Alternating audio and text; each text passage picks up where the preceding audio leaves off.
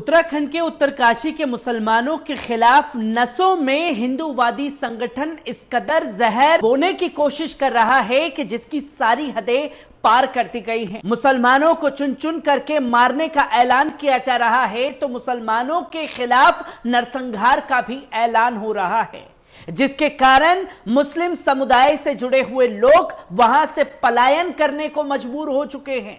और इस पलायन के बाद लगातार लोगों का एक सवाल है कि जब उत्तराखंड के उत्तरकाशी में इतनी सारी चीजें चल रही हैं तो मुस्लिम उलेमा इसके ऊपर संज्ञान क्यों नहीं ले रहे? क्यों कोई सख्त कदम उन लोगों की तरफ से नहीं उठाया जा रहा? क्यों कोई मुस्लिम संगठन अभी तक आकर के उन हिंदूवादी संगठनों के खिलाफ केस दर्ज कराने में नाकामयाब रही है? और यहां घटना होने के बाद तमाम मुस्लिम संगठन से जुड़े हुए लोग वहां पहुंच करके तमाम तरीके के ऐलान करेंगे, पर वो नौबत आने से पहले उनके खिलाफ कोई सक्रिय कदम क्यों नहीं उठाया जा रहा? इन तमाम सवालों के जवाब जो हैं वो अब मिल चुके हैं, क्योंकि देहरादून के मुस्लिम उलेमाओं ने साफ तौर पर यह ऐलान कर दिया है कि बेगुनाह मुसलमानों को पहाड़ों की वादियों से निकालने की यह नाकामयाब कोशिश चल रही है।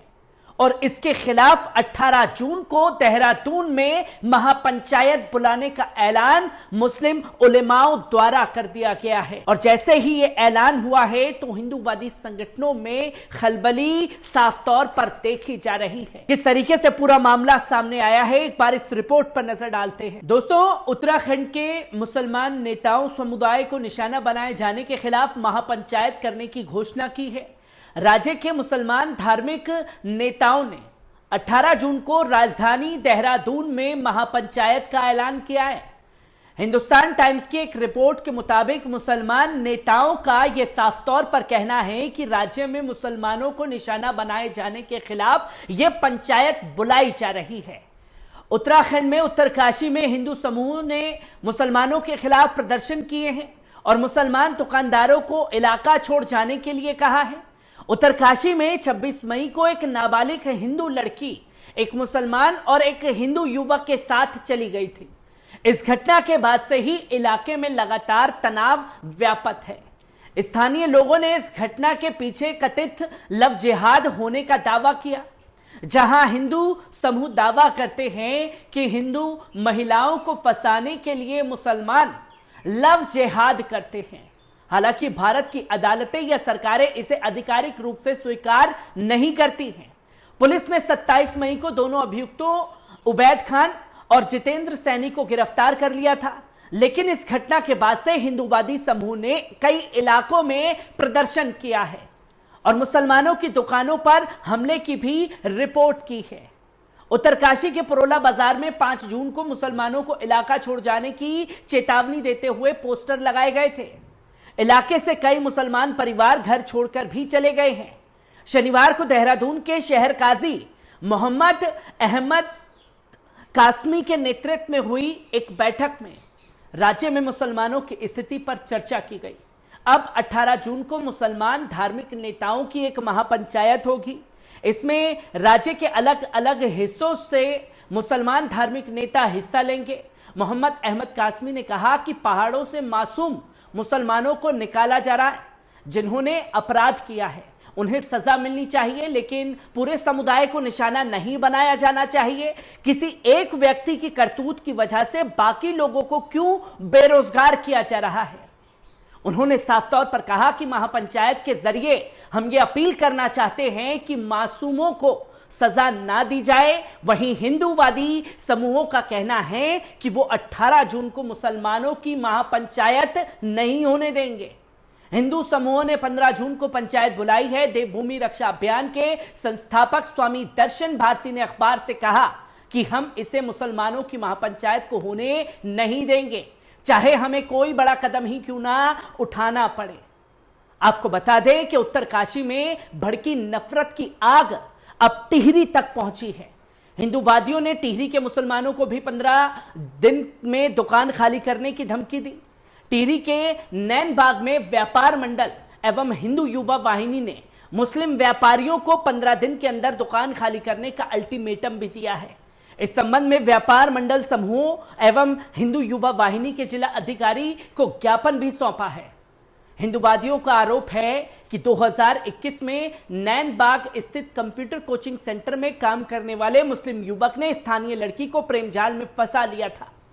इस घटना को लेकर हर तरफ आक्रोश बढ़ने पर 4 मुस्लिम व्यापारी दुकान छोड़कर चले गए थे, लेकिन मामला शांत होने पर फिर से लौट आए हैं।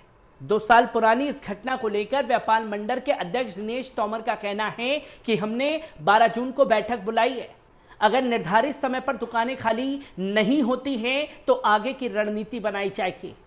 विवाद बढ़ता देख पुलिस प्रशासन ने शांति व्यवस्था बनाए रखने के लिए सभी पक्षों के साथ बैठकें की हैं, लेकिन हिंदूवादी संगठन अपनी मांग पर अड़े हैं। इसी के साथ साथ उत्तराखंड के उत्तरकाशी जिले से काफी दिनों से सांप्रदायिक तनाव की खबरें सामने आ रही हैं।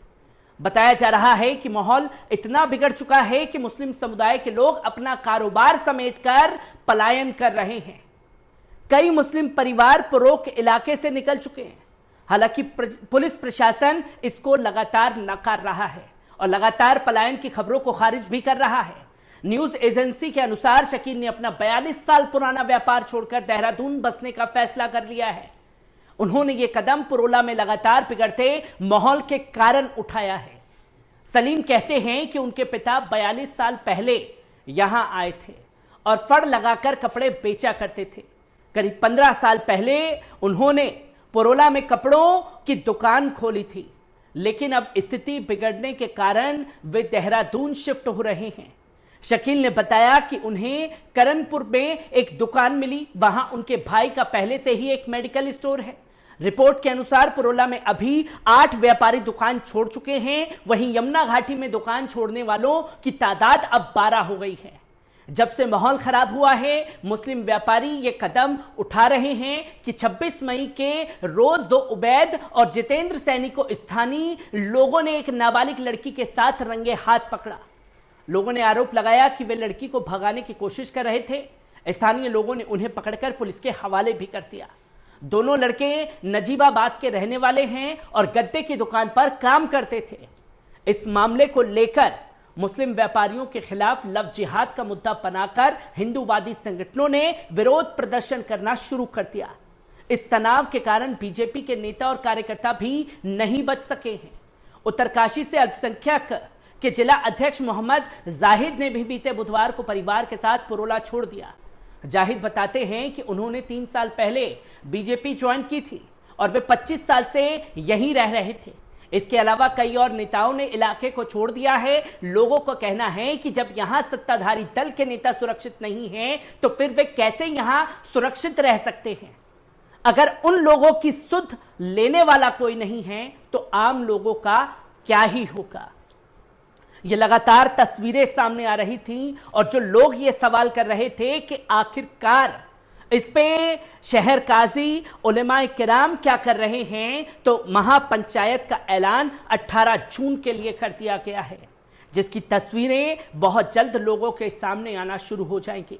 हर एक तस्वीर जो कि उत्तरकाशी से आ रही है आप लोगों के साथ रूबरू कराता रहूंगा। दीजिए इजाजत।